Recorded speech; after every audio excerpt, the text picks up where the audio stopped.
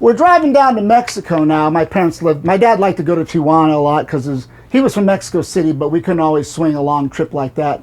So Tijuana, not necessarily qualifies for Mexico, but at least it was Mexican enough, and he enjoyed that sort of thing. And he dragged my mom and the rest of us, whichever kids were at home at that time. And it was the 600-mile trip instead of the 3,000-mile trips we were known to take. And I didn't want to go. I wanted to stay home and play with my friends or do whatever. But we went. And in what I can only describe as a particularly perverse form of child abuse is they dragged me kicking and screaming to a bullfight. Cruelty to animals! Cruelty to animals! I screamed and screamed and screamed, and I mean dragged me kicking and screaming. Finally, it's over. I had endured this barbaric 2-hour spectacle, and now we're heading back home. Me, completely traumatized. This weird thing happens. About 3 weeks later, and this is strange, and I mean strange. Now remember, I'm not much of a reader. And about 3 weeks later, I find myself pedaling my paper route bike down to the library. And I'm in the adult section. And I'm leafing through book after book after book on bullfighting. Now, I'm mostly looking at the pictures and the diagrams and the illustrations because I can't read. I have a problem. Again, it's not like I'm dyslexic. It's just like I said earlier. Have you ever read a paragraph and gotten to the end and had no idea what you just read? It was like that for me for everything, all the time. And 6th grade is kind of late to be visually illiterate, especially in Catholic school. Well, let me tell you. In about a year, I had read every book in that library in English on bullfighting, which was like a whole shelf and then another third. I'd read them all, and everything stuck. I retained every single word. And it was like, I don't know what happened. Something strange had happened. I don't know. I can't explain it. But it was like I had transformed from this 11-year-old kid who was totally disgusted by Mexico and Spain's then national pastime to a 12, 13-year-old who could easily be considered an authority on bullfighting. Easily. At an adult level, no doubt about it. So never being happy with prosperity, I had this problem, with things being okay, Like those guys, did you know those kids in high school? Right? When they were sophomores, they played soft frosh basketball. And then when they were juniors, they played junior varsity. And then they were seniors, they played varsity. How fucking normal can you be? That wasn't me. And so you think I'd be happy. Hey, I can read now. No, that wasn't enough. I wanted to play at bullfighting. Like some kids play cavalry, Star Wars, Army, whatever. I wanted to play bullfighting. Now, I was not one of the cool kids. I wasn't one of the leaders of the neighborhood, but I always was able to get the other kids to do stuff. I don't know why.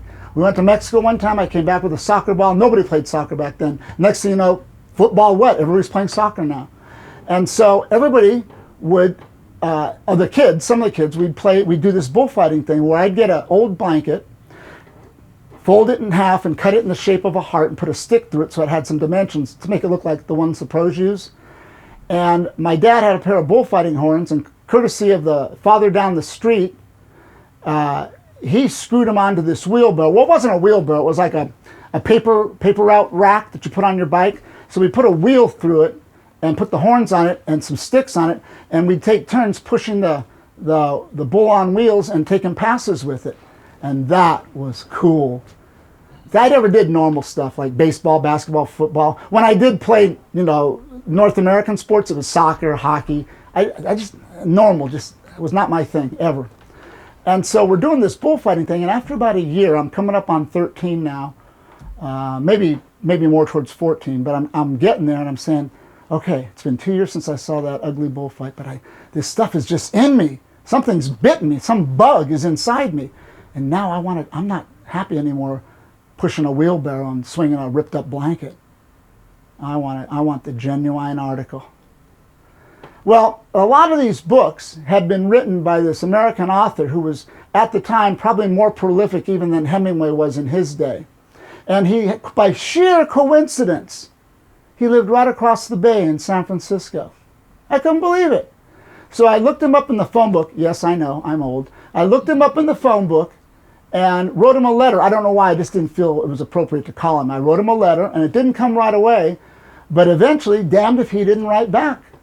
And he said, well, I appreciate your enthusiasm. Thank you for your compliments on my books, and blah, blah, blah, blah, blah. Well, his name was Barnaby Conrad, and he ran this bullfighting-themed restaurant in San Francisco.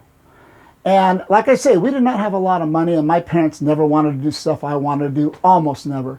But to their credit, they got it together on some Tuesday night to take me and my sister who had come along in the meantime. My older brothers were gone or out or whatever, and they took the four of us out to dinner at Barnaby's Cabaret. I'm a 13-year-old kid. This is the coolest thing in the world. There's capes and things all hanging on the walls. And so we're eating dinner, and he's in there. Coincidentally, I don't think he was there every night, but he was visiting with people. And he'd sit at their table and that table. And finally, he came over to our table to visit. And I introduced myself and reminded him of the letter I wrote. He says, you're the kid. Oh, wow. And you know, he spent almost the entire rest of the night at our table. I was dazzling him with my knowledge of all things bullfighting. And he looks at me and says, so you're serious about this? I said, yeah, I am. He goes, okay. Most of the real activity for what you're talking about is way down in the interior. But there's this ex-rodeo star, retired matador, named Eliseo Gomez, El Charro, which means the cowboy, who runs kind of a bullfighting academy of sorts right down there in Tijuana. And they have bloodless bullfights on Saturdays, where, among other things, amateurs who want to go and try their skills with the cape in front of a real fighting bull can. Now, they're only 2 years old, maybe, instead of like the pros fight 4 and 5-year-olds. 3 is kind of a turning point, but you've got to be really good to even go up against a 3-year-old, and you're going to get hurt. And so they had like 1.5 to 2-year-old fighting bulls, real fighting stock, come out there. And down there, they don't chop the horns off like they do up here. Amateur bullfighting in the States, you know, it's this, it's a stump maybe, if anything. Sometimes they cut them off completely, but down there, no. And those horns can be sharp. So I go in, and I'm just, this is too cool. It's a ranch, but there's like a bull ring in it. Now, not a big bull ring like the pros, like 30,000, but a small ring, like 3,000 it holds. And it's looking pretty full. So my parents, they had planned one of their trips to TJ, so I had to go anyway. So I asked my dad and my mom, can we go just watch this bloodless bullfight? And what had happened, or what had ended up happening, was I got a lesson from this guy for free. He spent about 20 minutes with me teaching me the basic cape passes, nothing too flashy. Now, I had been playing with that ripped up blanket for about 2 years now, so this stuff was not all new to me. I had developed some bad habits, learning on my own, but as I'm in the stands and the people are milling in and it's getting pretty full, just one of those climactic coincidences of timing. As soon as I come, there's the seats, there's an alleyway people come and go through, and then there's the ring. And I was stepping into the ring, and my foot hit that sand. Well, there it was actually dirt. My foot hits the dirt, and as it steps on, this really famous popular bullfighting song comes blaring out of the PA system, and suddenly I'm Tyrone Power, and this is blood and sand. I couldn't believe it. And so it's the very first time I've ever held a real-life bullfighting cape. And he shows me the basics. So now they smooth over the dirt, and it's time for the festivities to begin. It starts off with some rodeo stuff and some rodeo animals. Eliseo goes out there and does some calf roping and some other stuff, and then all that gets taken off. Now it's time for the fighting bulls. A bull or an animal like that if they grew up to be 3 or 4 or 5 years old would put a horn right through you. And even a 2-year-old can hurt you badly.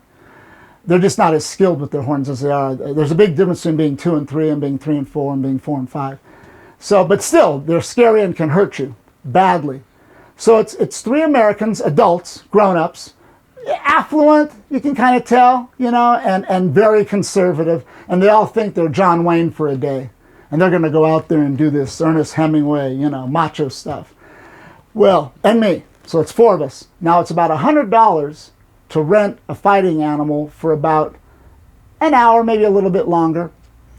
And as soon as this 2-year-old fighting animal starts charging into the ring, one of the 3 Americans gets cold feet. So now it's 3 of us. A little bit more time maybe for each one, but now it's $10, it's $35 instead of $25. So I go back up to my mom. Oh man. Yes, it was great that she was frugal. Okay, that she could, you know, we would never have kept the household together if it wasn't her pinching dimes into sheets of aluminum foil. But then when it came to more money, it was bad enough. And I'll be good and goddamned if I'm going to travel 600 miles just to see a stinking, you know, and then all that thing, and you know, the gnashed teeth. And so I had to go back and ask for more money. Now my dad was kind of happy with it. Not that he was very happy very often with anything I did, but he was pretty happy about this. And I'm asking him for $10 more, and man, there's my mom with her big old purse under her arm, and I believe it was like $25, and pulling out a 5, man, trying to get money out of her, and she'd give me one Abe Lincoln, another one, boom, I'm in. I take the $10 back down. Okay, I'm in. All right, now it's 3 of us and Eliseo. He goes out there and does a few passes with the bull. He's really skillful. He's really cool, and he was used to fighting 4- and 5-year-old animals, you know, so. A 2-year-old was nothing for him. He did just what you're supposed to do. He'd pass the bull close to his legs, and it had horns, close to his legs, and held his ground, did not step back. You know, you see this a lot, you know, where they step out of the way, or, you know, people go ole, and, you know, a lot of unknowledgeable fans out there. And so, wow, that guy's really cool. So now it's time for the 2 adults, the 2 Americans. And the first one goes out there for about 15 minutes and does pretty good. I'm impressed. And then the next one goes out there and for about just as long and does really well too. Now, Eliseo waves me over. My turn. And I am scared shitless.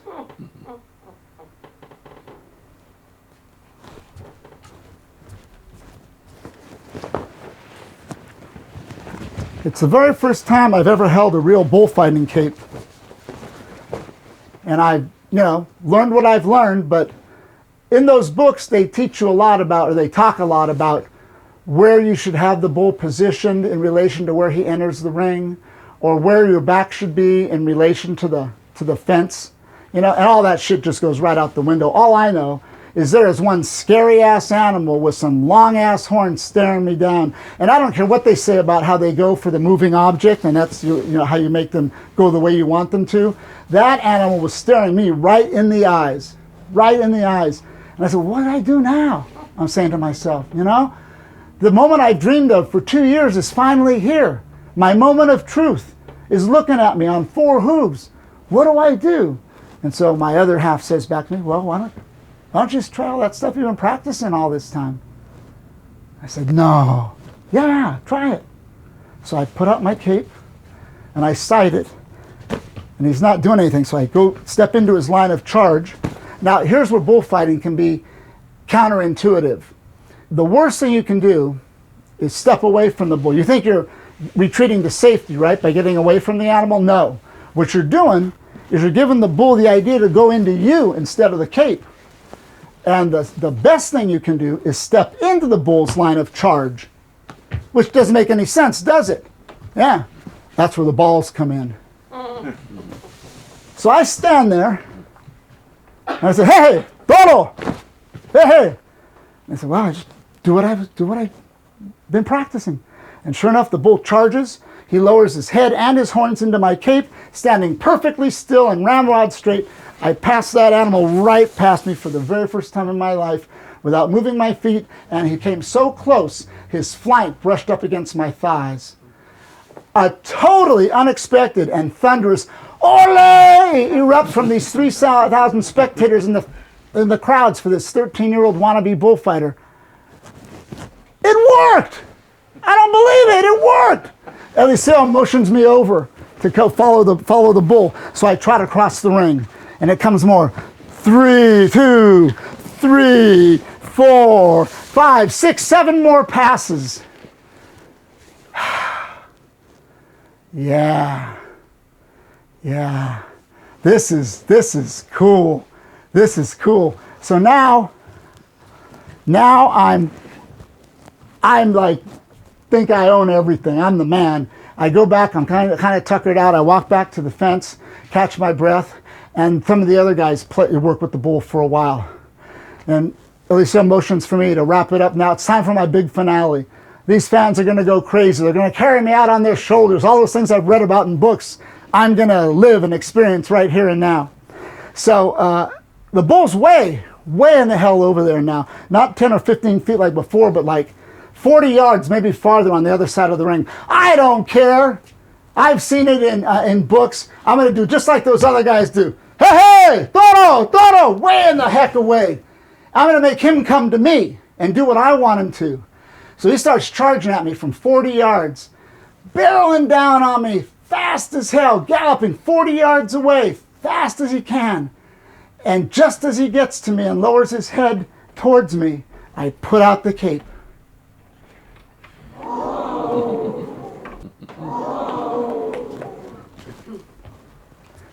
Well, suffice it to say, as you can see, my finale was not a big triumph. I wish I had the picture. My father actually got a perfect picture of it where I'm like, I look like I'm wrestling the bull and he's right underneath me. Well, he nails me. I throw out that cape just a split second too late and he nails me right in the left thigh. And I just went up and flying down. And it hurt so bad. You wouldn't think a bull's forehead could hurt that much. It was like 5 adult football players hitting me in the thigh with their fists all at the same time. I mean, I laid there on the sand, on the dirt, and I couldn't move. I could barely breathe. You ever be in so much pain that you can't even really breathe? It hurts so much. And I was laying there, and my first instinct was to get up and run away, which is the worst thing you can do, because the bull is going to go for the moving object, and I don't know if, please understand, a bull is a lot faster than you are. And especially if you're taking the time to get to your feet, forget it. And then my books came back to me. Lay flat on your stomach and cover your head and hope somebody gets to the bull before he gets to you. You do not want to move or draw any attention.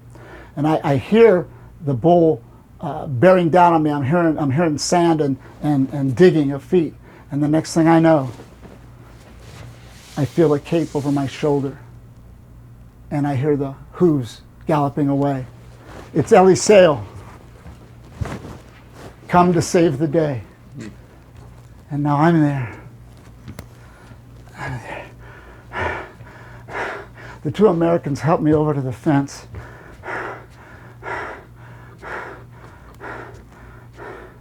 And I just can't. I can't do anything. I can barely move. And Eliseo comes over to me. And he says, Mijo, this is where we find out if this is really for you. The brave blood, she spills out first. I said, huh? David Addison, no flies on you. What? I didn't know what he meant. Well, he says, come here, come with me. And he puts down his big cape, and he gets the smaller cape. And he says, you have to trust me now. Okay? Arm around my shoulder. I said, yeah. He says, no matter what I do or what you think is going to happen, you cannot move. I said, sure. So this bull that has just nailed me. I'm kind of having trouble keeping my balance. It hurts so bad. The next day I couldn't put any weight on it at all. And he goes and sights the bull like this. Hey, Toro. And I thought, well, this is kind of cool. He's going to pass the bull in front of us, and I'll try to get, maybe get my confidence back. Maybe that's what this is all about. And the bull starts to charge, and just as he gets a few feet away from us, he drops the cape. And the bull's going to hit us both. Well, at least he'll hit Eliseo first. No, no, I came that close to stepping out of the way. And what does Eliseo do? At the very last split microsecond, he completes the pendulum move. And the bull goes behind us, whoosh, inches from our legs with those horns. I can't believe it. I'm 13, and this is the most incredible thing I've ever been through. I hobbled back out to the fence, and I get my small cape. All right, I'm going to show you, bull. Eliseo can do that, so can I. Well, not exactly. I couldn't get that bull to do anything. I kept still, and I tried to go into his line of charge, and every time he'd go for the cape, at the last second he'd come for me, and I'd back out of the way. Worst thing you can do. And it was like, well, I was scared. I just gotten hurt, man. I was scared. I was scared, and I kept trying to get him to go for the cape, and he wouldn't. Now, according to bullfighting folklore, and I believe this, according to bullfighting folklore, there's the marrow in one of your thoracic vertebrae, when you're scared, emits a scent, an odor, that the bull can pick up on. And if that is true, and you are scared and the bull smells it, you're screwed. Forget it. He's going to know what to go for. And I was plenty scared.